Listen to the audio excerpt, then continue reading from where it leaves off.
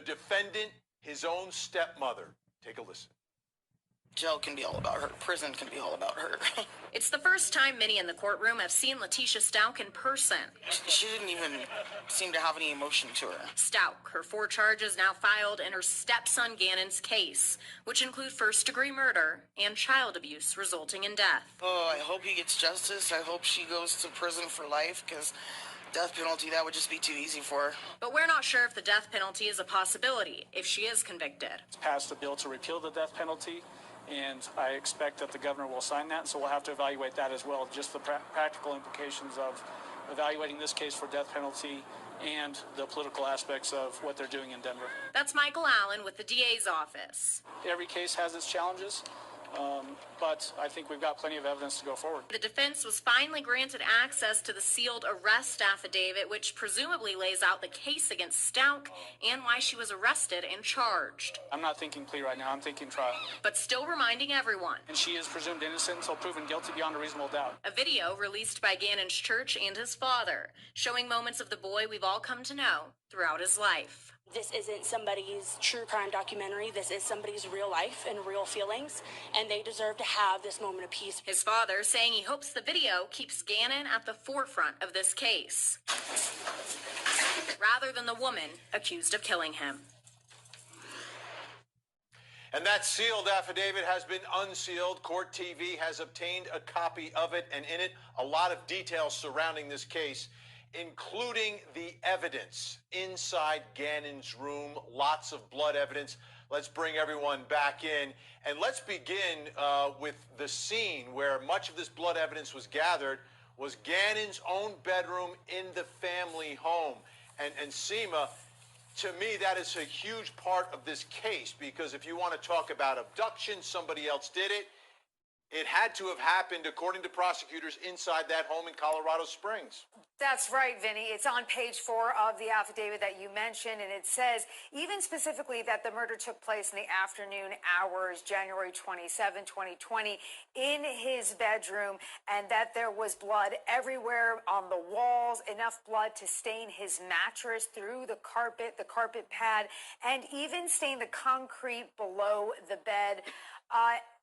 What I appreciate the most is how far our science has gone, that even when you try to clean a crime scene, you are still going to find evidence of the crime. And in this case, it was the blood. And then beyond that, you know that his remains, this is according to the forensic evidence in the affidavit, his remains were eventually brought through the house into the garage, and all of this forensically traced. Absolutely. Let's show the folks at home some of the photos that were in this sealed affidavit. Again, they're in black and white, but it's still, this is the evidence in the case. And we'll begin with that mattress. Julie Grant, this is Gannon's mattress. Blood stains on that mattress. This has to be where this crime took place. The mattress and the forensic evidence that was gathered from Gannon's bedroom, the blood spatter on the wall that was cleaned up, the carpet pieces where the blood soaked through, the stain on the concrete, all of that is going to tell a story of a very violent death that this beautiful 11-year-old child endured. And what's worse is that after the violent killing took place, then there was the cover-up. Allegedly by Letitia Stauch, the stepmother, the one caring for the boy, the one person that this boy was trusting to take care of him at that point in time. His dad's away in the military, and stepmom's the person caring for him. And this is what happens. Investigators, I think, are going to have a field day piecing everything together, getting it ready for prosecutors to tell this story at trial. In my opinion, I think Letitia Stauch is toast. Yep. Ted Rollins, when you look at the charges in this case, now, March 20th, the remains were recovered, and they were recovered down in Florida. We'll talk about that on another day. But the allegations were upgraded: crime of violence, the use of a firearm, the alleged use of a knife or some other sharp instrument, and then you've got the blood in the mattress, the electrical socket as well, another place where you find that spatter of blood. Yeah, and she had some stories that that were associated with this evidence that she came up with during this process. The problem is her story changed by the day and by the hour, and she was providing investigators with stories related to the blood evidence before the blood evidence was made public, and she shouldn't have even known about it. So this blood alone, I believe, takes her down. A lot of cases you go in thinking this could go one way or another. There is so much evidence in this affidavit that it does not look good for the defense. She better take a plea. Let's not even go to... If it's available. Right. Well, that's a good point, because in that piece that we saw, the prosecutor is thinking about the death penalty. And listen, I am 100% in this woman deserves death. I personally think when it's a crime involving a child, if it's a rape involving a child, give them the death penalty. I'm very severe when it comes to the death penalty with respect to children. And how about the lies about being raped? Case... How about that was one of the lies that investigators say she told. First, she said little Gannon ran away, went to his friend's house to play, and then she said that someone came in and raped her and abducted him, and it's disgusting. All the lies are disgusting, and a great tool for prosecutors, Vinny. Now, as we know, Letitia Stauch is the stepmother of Gannon. Gannon's mother and father were no longer together, but they're together now, and they were together when all of this was uncovered by police. Let's take a listen to Gannon's mom. Gannon is with us. After the stories of people from all over the world, he's not only my hero now, he's the world's hero.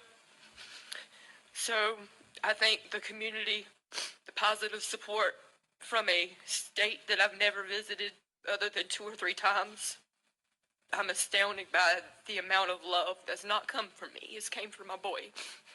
And never thought I'd be standing here. It's a nightmare. I've had to put trust in the people I don't know. Today, I got the worst news and the best news. Obviously, we know what the worst news is, but the best news is that justice will be served. And I'll make sure that justice is served, because my boy did not deserve any of this that has happened to him. This is a horrible case, a mother who is torn up. She wasn't there. She was living in South Carolina at the time. Obviously, mom and dad weren't together anymore, and dad was raising Gannon. But the emotion you feel in this case is so strong. Seema, for prosecutors, how much pressure does that put on them? We were talking about a deal. Colorado is the governor is pushing away from the death penalty. So I don't know if they're going to seek the death penalty here. So I don't think there's going to be a deal because of the emotion that is attached to this and the nature of these charges. There's nothing to offer but life without parole. But this is a very different case, because you say pressure on prosecutors.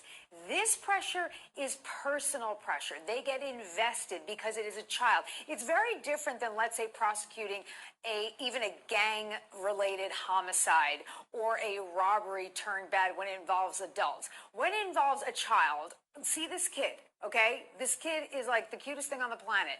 And the whole community is grieving, maybe even the whole state, okay? These prosecutors put it upon themselves, this dilemma, this obsession with finding justice for the family. So it's a lot of personal pressure. And pressure on the governor, too. I want to... that pressure can go all the way to the governor's office, because this is one of those cases where people who are kind of in the middle, which is where I am, on the death penalty, you read this one, you hear about this one, you see the video and the pictures of this child and the lies from this woman, that puts you over the edge. And now that pressure to move forward with it is very real. Absolutely. I want you to listen to Gannon's dad, Al, because he's in a unique situation, because he is the man who, unbeknownst to him, married an alleged killer of his own son. Now, he was so broken up that he couldn't speak for himself, but he had a statement that was read by a spokesperson from the sheriff's office. So now I'm going to read a statement from Al, Gannon's dad. In a moment, on September 29th, 2008, my heart stopped as my baby boy entered this world way too early, weighing only 1 pound, 6 ounces. His infectious, constant laughter made an impact on every single person he's ever met. Although I miss the years when he was learning to walk, learning to talk, and he had welcomed his little sissy home from the hospital, I've been looking forward to his teenage years and the fun we had ahead of us as he became a young man.